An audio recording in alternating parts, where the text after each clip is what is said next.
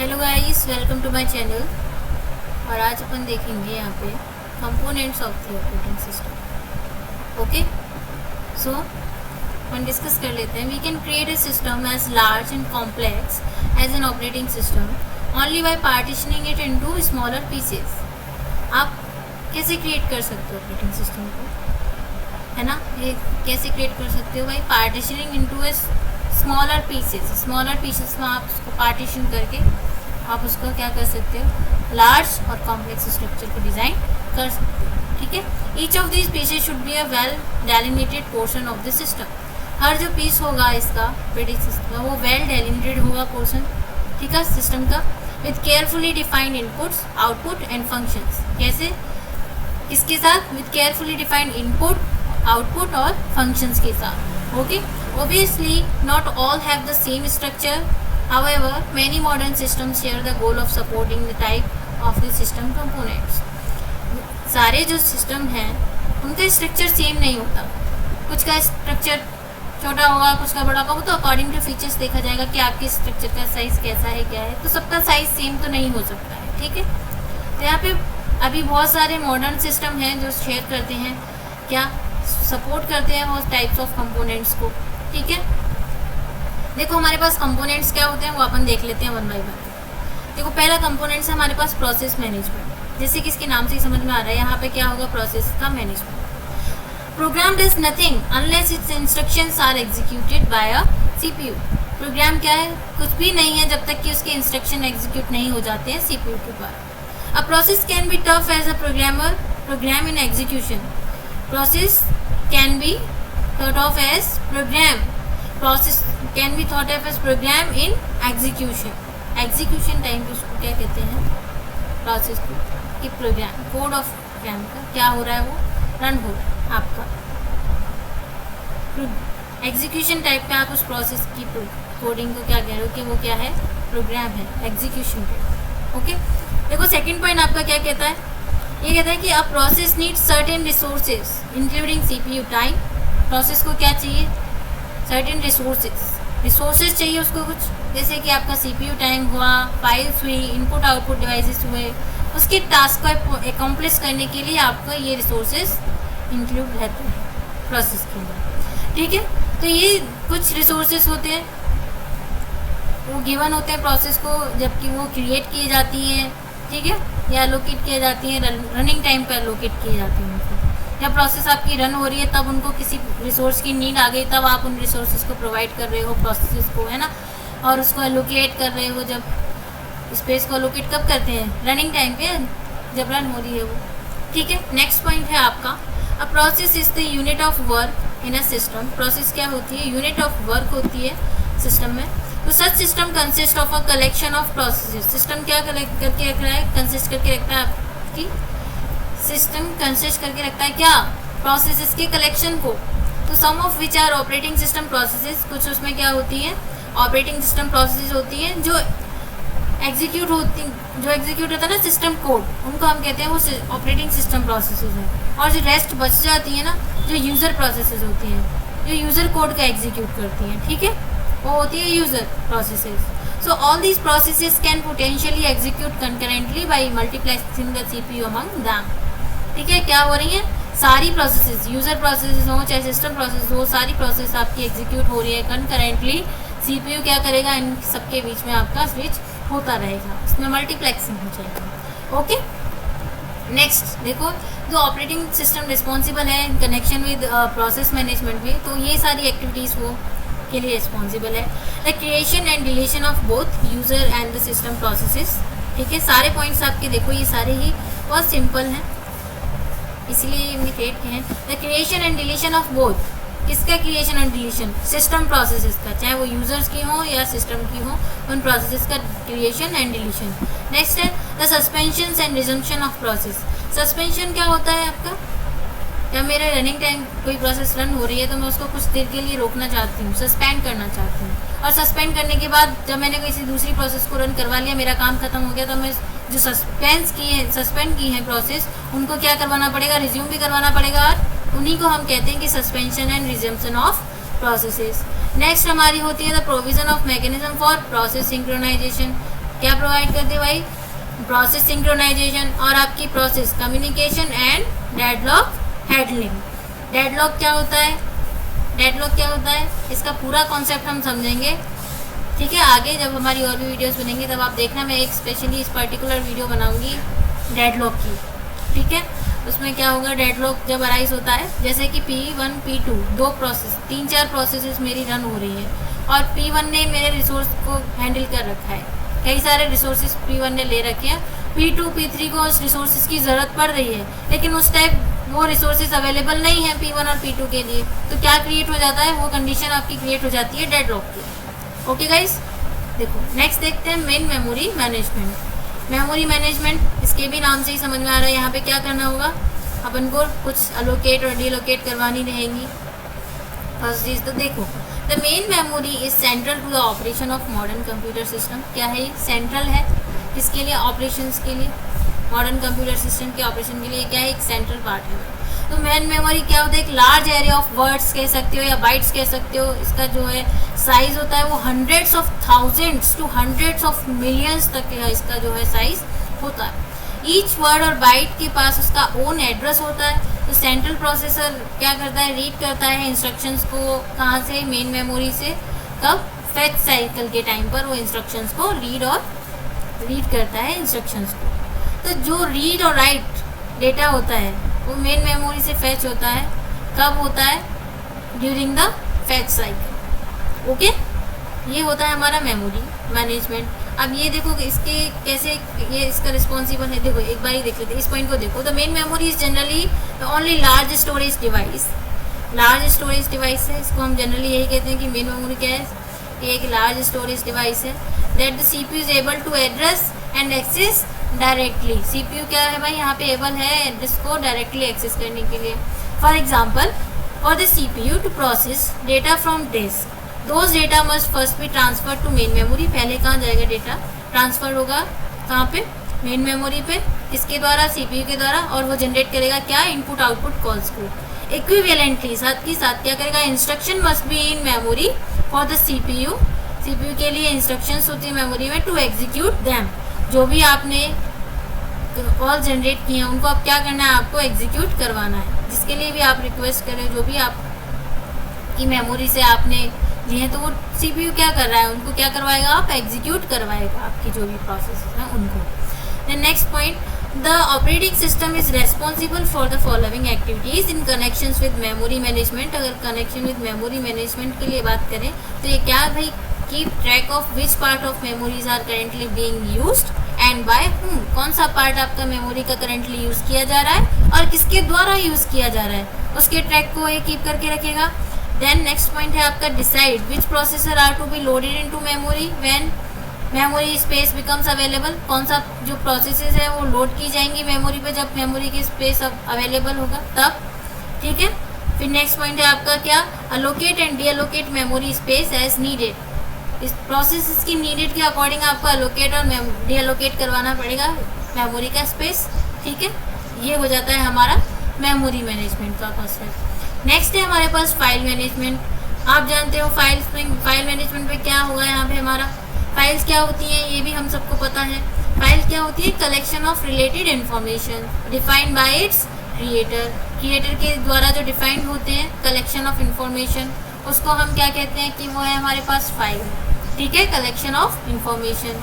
सो commonly file represent क्या, file क्या represent करती है, प्रोग्राम क्या, बोथ ऑब्जेक्ट फॉर्म्स, ठीक है, ऑब्जेक्ट और फॉर्म्स दोनों को ही रिप्रेजेंट करती है, किसको, ऑब्जेक्ट फॉर्म्स को और आपके डेटा को, ठीक है। डेटा फाइल्स क्या होती हैं, वो भी हो सकती है न्यूमेरिक हो सकती हैं, अल्फ़ाबेटिक हो सकती हैं, अल्फ़ा न्यूमेरिक हो सकती हैं।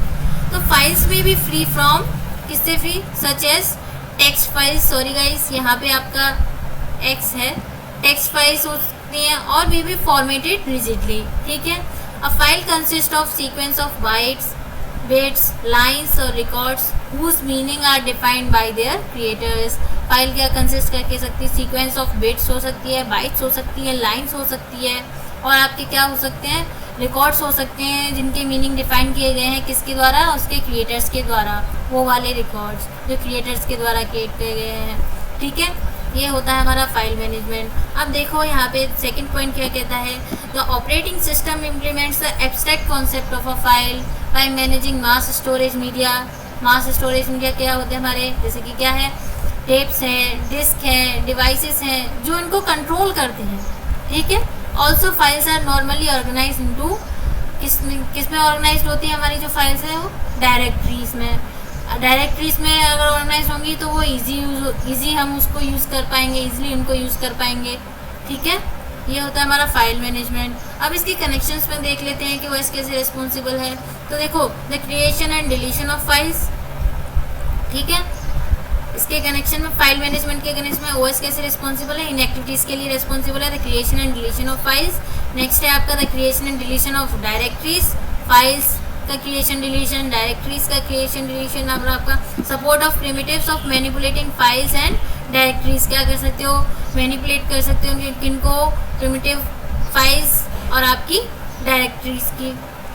नेक्स्ट है आपका the mapping of files into secondary storage, क्या कर सकते हो आप अपनी फाइल्स की मैपिंग कर सकते हो सेकेंडरी स्टोरेज से। और आपकी नेक्स्ट पॉइंट है the backup of files on stable storage media, क्या कर सकते हो, बैकअप कर सकते हो फाइल्स का स्टेबल स्टोरेज मीडिया, ठीक है। ये आपका हो जाता है क्या, फाइल मैनेजमेंट। नेक्स्ट है आपका input output system management. Input output system management में क्या है, देख लेते हैं। Computers has several input output devices connected to it. हम सभी जानते हैं कि कंप्यूटर से हमारे different types of input devices connected रहते हैं। हर एक इनपुट डिवाइस का उसका स्पेसिफिक हार्डवेयर डिज़ाइन होता है और स्पेसिफिक डिवाइस ड्राइवर होता है जो उसके साथ एसोसिएट रहता है, ठीक है। डिवाइस ड्राइवर्स क्या होते हैं, सेट ऑफ स्मॉल प्रोग्राम्स जो ओवरऑल किसको कंट्रोल करते हो, ऑपरेशंस को कंट्रोल्स करते हैं, ठीक है, पर्टिकुलर डिवाइसेस के ऑपरेशंस को कंट्रोल करते हैं, वो होते हैं हमारे क्या, डिवाइस ड्राइवर। और ये कैसे एक्ट करते हैं, इंटरफेस की जैसे एक्ट करते हैं between the hardware devices and the operating system, ठीक है। कैसे एक्ट करते हैं, एक इंटरफेस की तरह एक्ट करते हैं बिटवीन द हार्डवेयर डिवाइसेस और the operating system. Without the device driver the OS would not be able to communicate with the input output devices. Device driver के बिना OS क्या नहीं कर सकता, वो एबल नहीं है कि वो कम्युनिकेट करे किसके साथ, इनपुट आउटपुट डिवाइसेस के साथ, ओके। ये होता है हमारा इनपुट आउटपुट सिस्टम मैनेजमेंट। देखो सेकंड पॉइंट है, व्हेनेवर एनी प्रोग्राम और user require any input output devices, जब भी प्रोग्राम और यूज़र को रिक्वायर्ड होती है इनपुट आउटपुट डिवाइसेस की रिक्वायरमेंट होती है, तो ऑपरेटिंग सिस्टम सेंड करता है रिक्वेस्ट को किसके पास, स्पेसिफिक डिवाइस ड्राइवर के पास उस रिक्वेस्ट को सेंड करता है, which in turn perform the required read और राइट्स ऑपरेशन। वो क्या कर देती हैं, वो परफॉर्म करती हैं जो भी रिक्वायर्ड रीड राइट ऑपरेशन हैं उनको, ठीक है। अब इसके रिस्पॉन्सिबल देख लेते हैं कि कैसे ऑपरेटिंग सिस्टम कनेक्शन विद किसके साथ, इनपुट आउटपुट सिस्टम मैनेजमेंट के साथ। देखो क्या करके रखेगा, कीप ट्रैक, किसका track of on the input output request का फ्रॉम वेरियस प्रोग्राम्स से इनपुट आउटपुट रिक्वेस्ट का ट्रैक जो है उसको कीप करके रखेगा, ठीक है। नेक्स्ट है आपका issue command to the input output devices, क्या करेगा, कमांड इशू करेगा किसको, इनपुट आउटपुट डिवाइसेस को। देन क्या है, helps in data transmission to and from input output devices, help करता है किसमें, डेटा ट्रांसमिशन में, ठीक है। और नेक्स्ट पॉइंट है आपका perform buffering, caching and spooling, क्या करता है, बफरिंग, कैशिंग और स्पूलिंग को परफॉर्म करता है एज रिक्वायरमेंट के अकॉर्डिंग, ठीक है। कंट्रोल क्या करता है, allocation, access and deallocation of devices, क्या कंट्रोल करके रख रहा है भाई, allocation, access and deallocation of devices. ये हो जाता है हमारा पूरा इनपुट आउटपुट सिस्टम मैनेजमेंट का। नेक्स्ट पॉइंट आता है आपके पास नेटवर्किंग में अपन ऑलरेडी इससे रिलेवेंट अपन जानते हैं कि नेटवर्क क्या होता है, तो उसके बारे में थोड़ा सा देख लेते हैं, ठीक है। नेटवर्किंग क्या होता है, तो networking is mainly connected to a distributed system. Networking की बात करें तो क्या है, मेनली हम किसकी बात करें कि सेवरल कंप्यूटर्स जो हैं आपस में अगर कनेक्टेड है, ठीक है, उसको हम क्या कह रहे हैं कि वो क्या है, हमारे पास एक नेटवर्क क्रिएट हो, ठीक है। तो the communication between any two computers in a distributed systems takes place, कैसे टेक्स प्लेस होगा भाई, कम्युनिकेशन एक से दो से ज़्यादा कंप्यूटर के बीच में जो कम्युनिकेशन होगा वो कैसे पॉसिबल है? With the help of message passing over the communication network. किसके थ्रू होगा? With the help of message passing over the communication network. So the computer in a distributed system can be a pool of, कैसा हो सकता है computer distributed system में? आपके जो computer system है वो किसी भी साइज़ के हो सकते हैं, डिफरेंट साइज़ के हो सकते हैं, types of different size and types of computers, जहाँ पे क्या हो, where some of them can be, क्या हो सकते हैं, कुछ हो सकते हैं मिनी कंप्यूटर्स और कुछ हो सकते हैं माइक्रो कंप्यूटर्स एट्सेट्रा। ठीक है गाइस, ये होता है हमारा नेटवर्किंग। अब इसके रिस्पॉन्सिबल में देखो connections with networking operating system कैसे रिस्पॉन्सिबल है। देखो first point, it allow information and data sharing among distributed users. हम सभी जानते हैं डिस्ट्रीब्यूटेड वे में तो ये क्या अलाउ करेगा, इन्फॉर्मेशन को अलाउ करेगा कि और डेटा शेयरिंग को अलाउ करेगा किसके बीच में? डिस्ट्रीब्यूटेड यूजर्स के बीच में। सेकंड पॉइंट है आपका allow various resource sharing. Resource sharing इसमें ईजिली हो जाती है हमारी, ठीक है, उसको अलाउ करता है रिसोर्स शेयरिंग को। Higher throughput and small response, हमारे यहाँ पे क्या थ्रूपुट हायर रहता है और रेस्पॉन्स टाइम जो है वो स्मॉल हो जाता है, कम टाइम पर ही आपको रेस्पॉन्स मिल जाता है। ठीक है, हाई रिलायबिलिटी कैसे? अगर एक नोड फेल हो जाती है तो दूसरी नोड पे कोई इफेक्ट नहीं पड़ेगा, ठीक है, आपका डेटा आपको मिल जाएगा, उसकी क्या हो गया? हाई रिलायबिलिटी हो गई।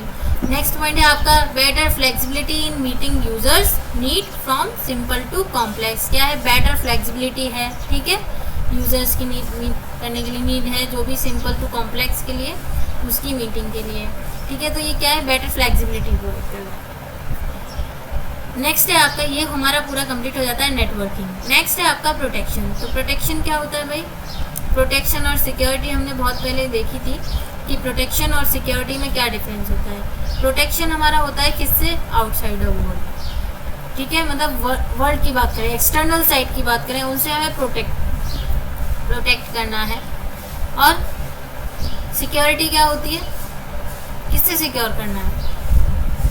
सिक्योरिटी हमें अनऑथराइज्ड एक्सेस से सिक्योर करना हो जहाँ पे, ठीक है, वहाँ पे हम सिक्योर करते हैं अपनी सिक्योरिटी, वो होती है। देखो प्रोटेक्शन क्या होता है, यहाँ पे हम ध्यान से देख लेते हैं एक बार कि protection system plays a vital role in a multi user environment, multi user and multi process system. क्या है? Protection system play a vital role, कैसा रोल? Vital role in a multi user, कैसे एनवायरनमेंट में? मल्टी यूज़र एनवायरनमेंट में, and multi process system, ठीक है, जहाँ पे क्या हो रहा है? मल्टीपल प्रोसेसिंग हो रही हो, ऐसे system. In a multi user environment क्या होता है? In a multi user environment several users are executing concurrently. Multi user environment में क्या हो रहा होगा? हमारे जो सेवरल यूजर्स हैं वो एग्जीक्यूट कर रहे होंगे concurrently. In both the cases it is the responsibility of the operating system to provide the proper protection system. ये ऑपरेटिंग सिस्टम की रिस्पॉन्सिबिलिटी बनती है कि वो क्या प्रोवाइड करे? आपका प्रोटेक्शन प्रोवाइड करे, सिस्टम्स को प्रोटेक्शन प्रोवाइड करे। And that ensures that various system resources like CPU, memory, input output devices etcetera are well protected. वो सब क्या होने चाहिए? आपके वेल प्रोटेक्टेड होने चाहिए, ठीक है, फ्रॉम अनऑथराइज्ड एक्सेस। किससे? अनऑथराइज्ड एक्सेस से। For example each process must run its own allocated memory space. Allocation of CPU is under proper control of operating system.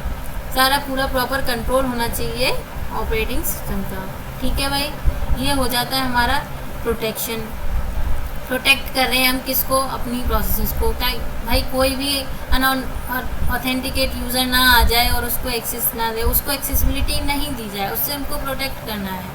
और सिक्योरिटी हम कब प्रोवाइड करते हैं? जब हम नेटवर्क पे होते हैं, ठीक है, डिस्ट्रीब्यूटेड वे में हम वर्क कर रहे होते हैं, तो वहाँ पे हम कोई भी इजीली आके एक्सेस ना करें, उससे हमारे प्रॉब्लम में कंप्यूटर में प्रॉब्लम हो सकती है, ठीक है, वो हो जाती है हमारी सिक्योरिटी। प्रोटेक्शन हम कर रहे हैं अपने हार्डवेयर डिवाइस का, अपने यहाँ पे जो फाइल है उनकी एक्सेसिबिलिटी ना प्रोवाइड करने का, हम उसको प्रोटेक्ट कर रहे हैं। नेक्स्ट पॉइंट है आपका input output devices request is handled by CPU। जो इनपुट आउटपुट की डिवाइसेस की रिक्वेस्ट है, इनपुट आउटपुट डिवाइसेस की जो रिक्वेस्ट है वो हैंडल की जाती है किसके द्वारा? CPU के द्वारा। So that device controller and registers are not accessible to the user. जो डिवाइस कंट्रोलर है और रजिस्टर्स हैं वो एसेसिबल नहीं होते, नहीं है एसेसिबल यूज़र के लिए। And the integrity of the peripheral devices is protected. और जो इंटीग्रिटी है पेरिफेरल डिवाइसेस की वो भी प्रोटेक्टेड रहनी चाहिए। ठीक है गाइस, ये हो जाता है हमारा प्रोटेक्शन। आज की वीडियो में इतना ही। ठीक है, बाकी का हम और भी हैं टॉपिक्स आपके, जैसे डिफरेंट सर्विसेज हैं अभी तो ऑपरेटिंग सिस्टम की, वो अपन नेक्स्ट वीडियो में देखेंगे। Okay, thank you.